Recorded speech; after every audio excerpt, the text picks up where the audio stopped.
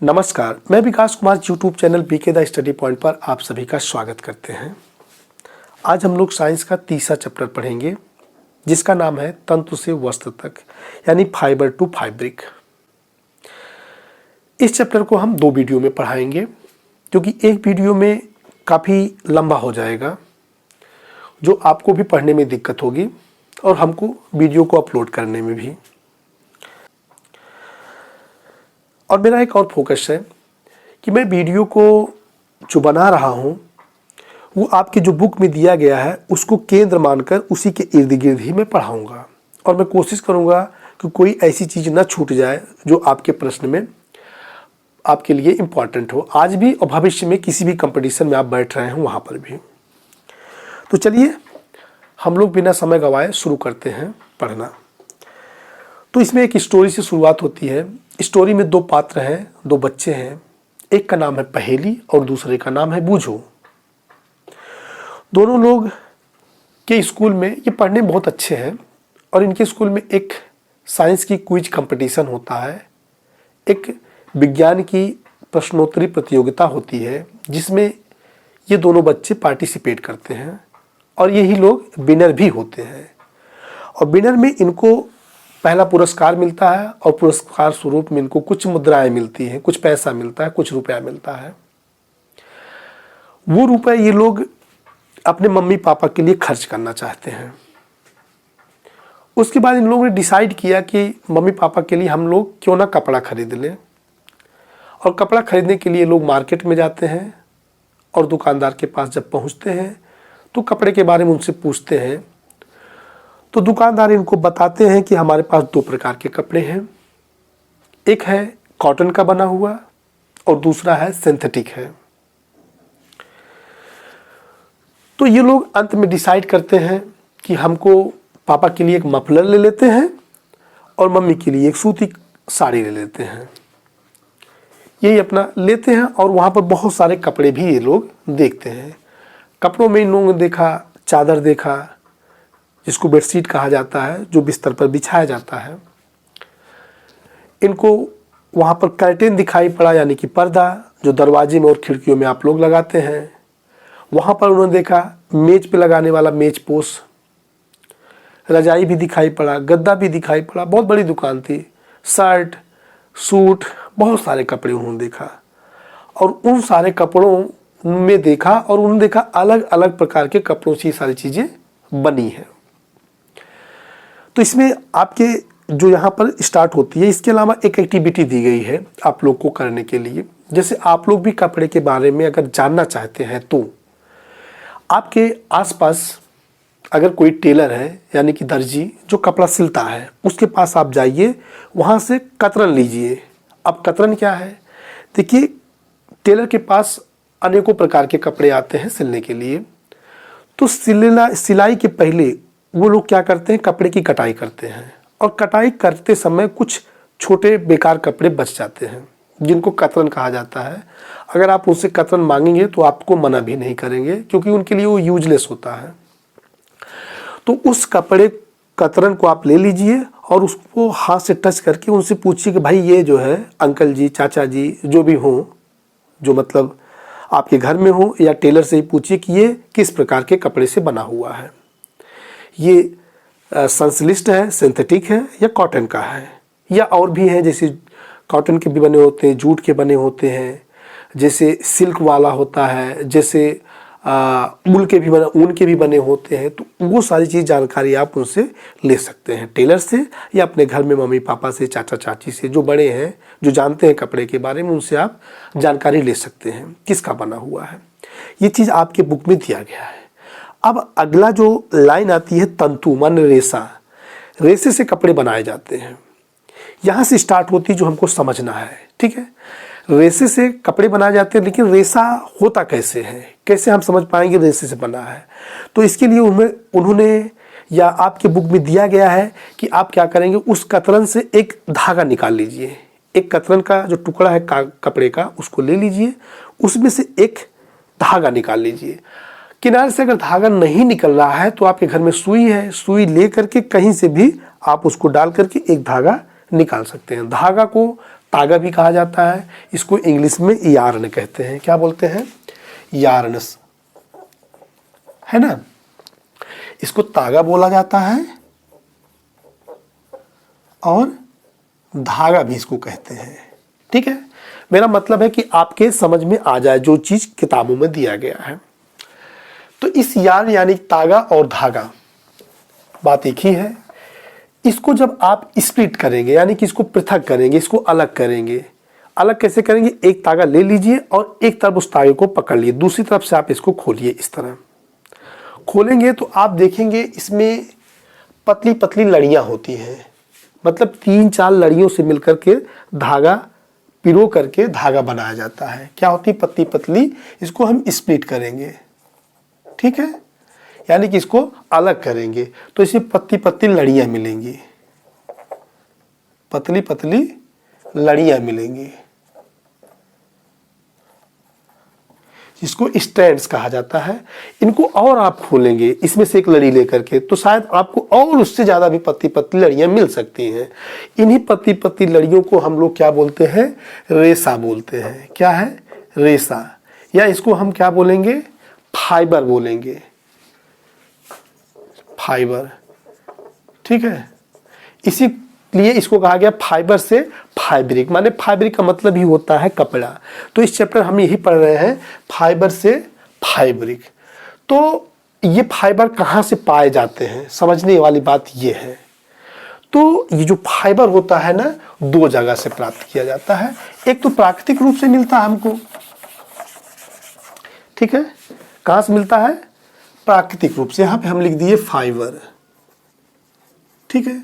ये 2 जगह से मिलेगा, एक नेचर से मिलता है, नेचर माने प्रकृति से, इसको हम नेचुरल फाइबर कह देना, नेचुरल फाइबर। देखिए हिंदी इंग्लिश दोनों मिला के समझा रहे हैं, आप दोनों लोग इसको हिंदी वाले भी पढ़ सकते हैं, इंग्लिश वाले भी पढ़ सकते हैं। समझाना हमारा काम है, बाकी बुक में दिया गया है, आप बुक में जब पढ़ेंगे तो बहुत आसानी से समझ में आ जाएगी बातें। तो ये नेचुरल फाइबर है। नेचुरल फाइबर को हिंदी में कहा जाएगा प्राकृतिक रेशा, प्राकृतिक रेशा, ठीक है ना। दूसरा जो हमको मिलता है वो सिंथेटिक फाइबर मिलता है, सिंथेटिक फाइबर। जो सिंथेटिक फाइबर है इसको इंग्लिश में कहा जाता है संश्लिष्ट रेशा, संश्लिष्ट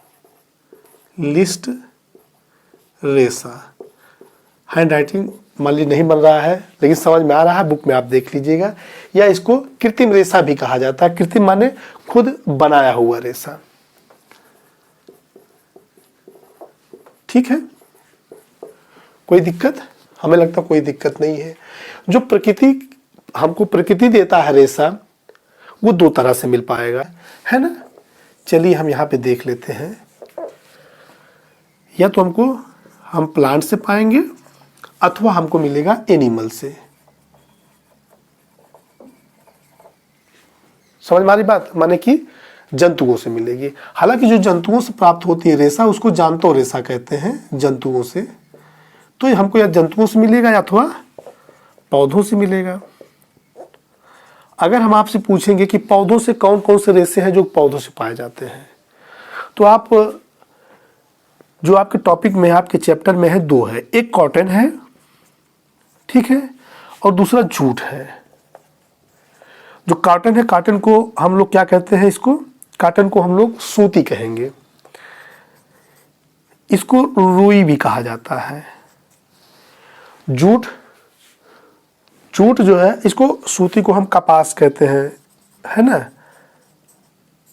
जूट को पटसन कहा जाता है। इन दोनों चीज को भी हम डिटेल में आपको यहीं पे पढ़ा देंगे। और जंतुओं से जो प्राप्त होता है जैसे कि ऊल है ना, जैसे कि सिल्क है। ऊल का मतलब होता है ऊन और सिल्क का मतलब होता है रेशम। तो ये दोनों जंतुओं से प्राप्त होते हैं। कोई दिक्कत नहीं है। दिक्कत ऊन हमको किन जंतुओं से प्राप्त होता है? हम देखे हैं कि हमको ऊन जो है भेड़ से मिलता है, बकरी से मिलता है, याक से मिलते हैं, ऊंट से भी मिलते हैं, खरगोश से मिलते हैं। मतलब कहने का मतलब ये है कि ऊन हमको उन सभी जंतुओं से मिलते हैं जिनके शरीर में काफ़ी बड़े बड़े बाल होते हैं या ज़्यादा बाल होते हैं, है ना। तो हमको ऊन उन्हीं जंतुओं से मिलता है। दूसरा है सिल्क, रेशम। ये सिल्क जो है कहाँ से प्राप्त होता है? ये भी जंतुओं से प्राप्त होता है और उस जंतु का नाम है सिल्क वार्म, यानी कि रेशम के कीड़े। ठीक है, रेशम के कीड़े में कोकून होता है, कोकून, उसी कोकून से हम लोग रेशम प्राप्त करते हैं। तो ये कोकून याद कर लेना, कोकून से रेशम प्राप्त होता है और वो सिल्क वार्म से प्राप्त होता है। ये हो गया एनिमल का। सिंपल भाषा में आप समझने का कोशिश करिएगा, बहुत ही आसान है। दूसरा है सिंथेटिक। सिंथेटिक क्या होता है? ये हम मनुष्यों द्वारा इसको बनाया जाता है।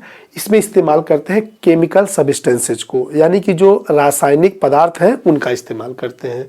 किसका इस्तेमाल? रासायनिक जो पदार्थ है ना, जिसको कहते हैं केमिकल सब्सटेंसेज। तो केमिकल सब्सटेंसेज से हम लोग बनाते हैं सिंथेटिक फाइबर। कुछ सिंथेटिक फाइबर हैं जिनका नाम आप लोग जानते होंगे, जैसे कि पॉलिस्टर है, एक्रिलिक है, नायलॉन है। क्या है? पॉलिस्टर,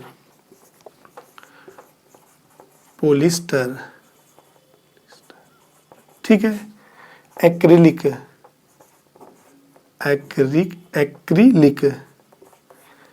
और है नायलॉन। हो सकता है स्पेलिंग थोड़ा मिस्टेक हो जाए तो आप सुधार कर लीजिएगा। तो अगर आपसे पूछा जाए कि कुछ संश्लेषित या कृत्रिम रेशों का नाम बताइए, तो आप बताएंगे पॉलिस्टर, एक्रिलिक, नायलॉन। 3 नाम याद कर लीजिए। क्या है? नायलॉन है, एक्रिलिक है और पॉलिस्टर है। ये कैसे बनाए जाते हैं? रासायनिक पदार्थों से बनाए जाते हैं, इसीलिए इनको कृत्रिम रेशे कहा जाता है। और ये प्रकृति से प्राप्त होते हैं, इसलिए इनको प्राकृतिक रेशा कहा जाता है, यानी कि नेचुरल फाइबर। अब इसके बाद हम लोग नेचुरल फाइबर में जो पौधों से प्राप्त होता है, जो आपके टॉपिक में है, 2 पौधों से प्राप्त होने वाला रेशा, एक है कॉटन, दूसरा है जूट। यही हम लोग पढ़ लेते हैं, ठीक है।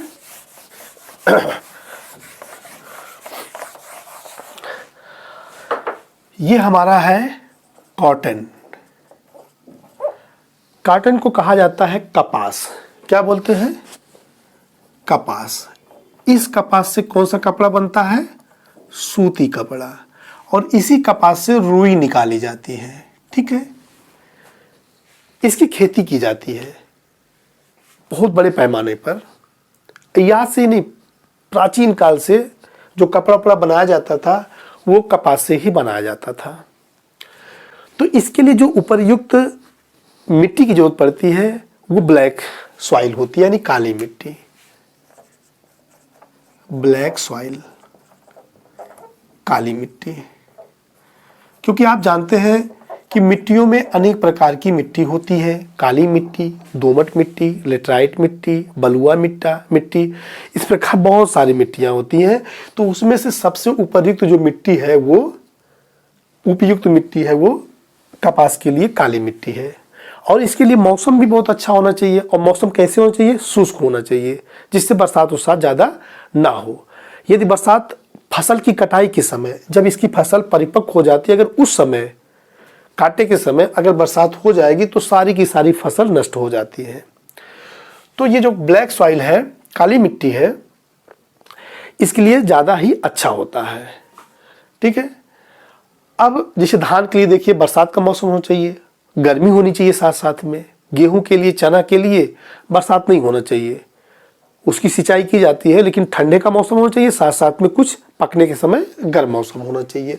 तो इसके लिए कपास के लिए काली मिट्टी और साथ साथ में शुष्क मौसम होना चाहिए। शुष्क मतलब उष्ण मौसम। ये उष्ण मौसम होना चाहिए, यानी कि वार्म क्लाइमेट होना चाहिए, ठीक। कोई दिक्कत? कोई दिक्कत नहीं है। इसका जो फल होता है जिसमें से कपास निकाला जाता है, कपास का फल, उसको बोला जाता है कॉटन बॉल्स। क्या बोलते हैं? कॉटन बोल्स कहा जाता है। तो इस कॉटन बोल्स देखेंगे ना तो इसका आकार लगभग नींबू के समान होता है, आंवला के समान होता है, मतलब इतना बड़ा साइज में होता है। और जब ये मैच्योर हो जाता है, परिपक्व हो जाता है, तो ये फूट जाता है। फूट करके इसमें से कपास निकलता है। लेकिन उस जो कपास से रुई है, रुई के अंदर एक बीज होता है, ठीक है। तो बीज, अब ये कपास की जो खेती तैयार हो जाता है तो उस समय इसकी कटाई की जाती है। कटाई हाथ से की जाती है, मशीनों से भी नहीं होती है। तो इसकी कटाई हाथ से की जाती है और इसमें जो बीज निकल आता है, जिसमें बीज होता है और साथ साथ में क्या होता है, बीज होता है और साथ साथ में इसमें रुई होता है। इसको कम्बिंग विधि द्वारा, कम्बिंग से निकाला जाता है, मतलब ऐसे निकाला जाता है। उसको कंकतन कहते हैं, कम्बिंग को, कम्बिंग इसको बोला जाएगा कंकतन, कंकतन कहा जाता है। तो कंकतन के द्वारा जिस प्रोसेस से निकाला जाता है उस प्रोसेस को गिनिंग कहा जाता है। समझ रहे हैं? गिनिंग ऑफ कॉटन कहा जाता है, गिनिंग, गिनिंग, ठीक है। या इसको कपास का ओटना कहते हैं, कपास का ओटना, ठीक है। इस प्रोसेस के द्वारा बीज से रुई को अलग कर लिया जाता है और उस रुई का मतलब रेशा, उस रेशे से फिर तागा बनाया जाता है और तागे से कपड़ा बनाया जाता है। यही हमारा हुआ कपास के बारे में। कपास यानी कि कॉटन, ये अगर पूछा जाए कि सबसे ज़्यादा कहाँ पाया जाता है या इसकी खेती भारत में सबसे ज़्यादा कहाँ होती है, तो भारत में इसकी सबसे ज़्यादा खेती गुजरात में होता है। गुजरात में ज़्यादा काली मिट्टी पाई जाती है और खेती भी की जाती है काली मिट्टी में। ये मतलब नहीं, गन्ना भी ज़्यादा होता है। तो गुजरात नंबर 1 पे है। दूसरे स्थान पर है महाराष्ट्र, तीसरे स्थान पर है तेलंगाना, चौथे स्थान पे क्या है, तेलंगाना का निचला वाला हिस्सा, किसका नाम उसका है, आंध्र प्रदेश, ठीक है, एपी। उसके पास है मध्य प्रदेश, एमपी। इसके बाद है तमिलनाडु। तो इस प्रकार आप इनको याद कर लीजिए, 5-6 लोग जो है सीरियल में, कि सबसे ज़्यादा कहाँ पाया जाता है। क्योंकि क्वेश्चन पूछा गया है आपके बुक में कि आप बताइए कहाँ पर कपास की ज़्यादा खेती होती है। दूसरा हम लोग पढ़ लेते हैं जूट के बारे में। जूट नाम सुने होंगे, जूट की बोरी बनाई जाती है, जूट का थैला बनाया जाता है, बहुत सारी ऐसी चीज़ हैं जो जूट से बनाए जाते हैं। अब जूट की जब बात करते हैं, जूट को हम लोग क्या कहते हैं, इसको पटसन कहते हैं ना। हम लोग को पेटुआ भी गांव में कहा जाता है, पेटुआ। तो इसकी सबसे ज़्यादा खेती अगर देखा जाए तो वेस्ट बंगाल में होता है। कहाँ पर, वेस्ट बंगाल में, बिहार में, असम में, यहाँ पर इनकी खेती की जाती है। और इनकी जब खेती की जाती है, जो बुआई होता है, इनकी बुआई बरसात के मौसम में होता है। हम लोग के यहाँ भी गन्ना बोया जाता था, तो गन्ने के, अब नहीं, बहुत पहले इसकी खेती की जाती थी। हम लोग भी पटसन को बोए हैं। तो इसकी जब ये परिपक्व हो जाता है, इसमें फूल आने लगता है, तो ये मैच्योर हो जाता है। उस समय इसकी कटाई होती है। बरसात में इसकी खेती की जाती है। कटाई करने के बाद इसकी छटाई की जाती है, मतलब जो पत्ती पत्ती शाखाएँ होती है उसको काट के अलग कर दिया जाता है और इसको फिर तालाब में, जहाँ कीचड़ युक्त मिट्टी होती है, उसमें गाड़ दिया जाता है, जिसके कारण इनका जो ऊपरी लेयर है वो एकदम पूरा गल के सड़ जाए। और सड़ने के बाद उसकी धुलाई होती है। धुलाई होने के बाद फिर सुखाया जाता है। उसके बाद उस डंठल से इस जूट को निकाला जाता है और फिर बाद में जो प्रोसेस होता है धागा बनाने का, वो प्रक्रिया होती है। उस प्रक्रिया से इन क्या बनाते हैं, तागा बनाते हैं, यार्न बनाते हैं, फिर कपड़ा बनाया जाता है। इन सब की चर्चा हम करेंगे अगले वीडियो में। बस इतना ही। ये वीडियो आपको कैसे लगा आप कमेंट करके बताएं और हो सके तो ज़्यादा से ज़्यादा लोग के पास आप इसको शेयर करें। धन्यवाद।